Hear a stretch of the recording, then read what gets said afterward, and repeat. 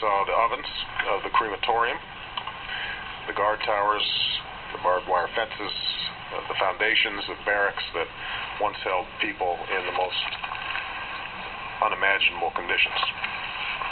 We saw the memorial to all the survivors, a steel plate, as Chancellor Merkel said, that is heated to 37 degrees Celsius, the temperature of the human body. A reminder where people were deemed inhuman because of their differences, of the mark that we all share.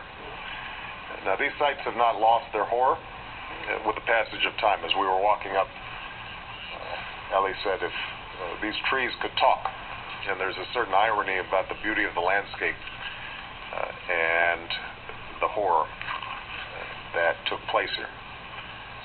More than half a century later, our grief and our outrage over what happened have not diminished. I will not forget what I have seen here today. I've known about this place since I was a boy, hearing stories about my great uncle, who was a very young man serving in World War II. He was part of the 89th Infantry Division, the first Americans to reach a concentration camp. They liberated Ohrdruf, one of Buchenwald's subcamps.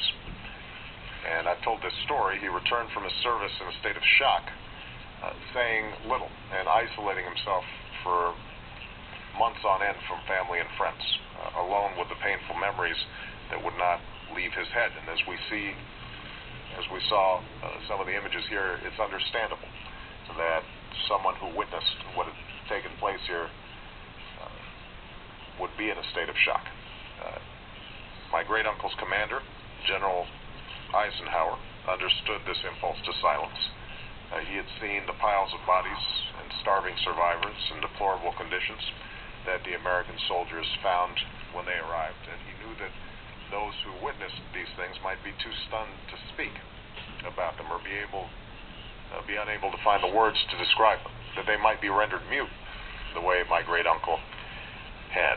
And he knew that what had happened here was so unthinkable that after the bodies had been taken away, that perhaps no one would believe it.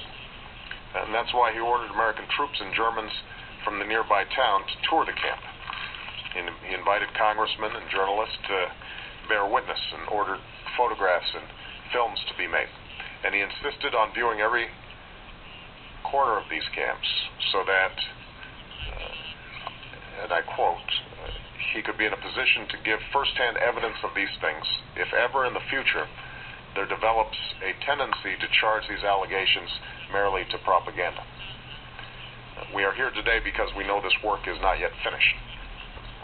To this day, there are those who insist that the Holocaust never happened, a denial of fact and truth that is baseless and ignorant and hateful.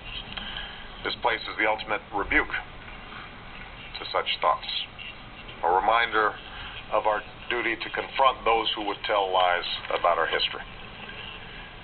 Also to this day, there are those who perpetuate every form of intolerance, racism, anti-Semitism, homophobia, xenophobia, sexism, and more, hatred that degrades its victims and diminishes us all. In this century, we've seen genocide. We've seen mass graves and the ashes of villages burned to the ground, children used as soldiers, and rape used as a weapon of war.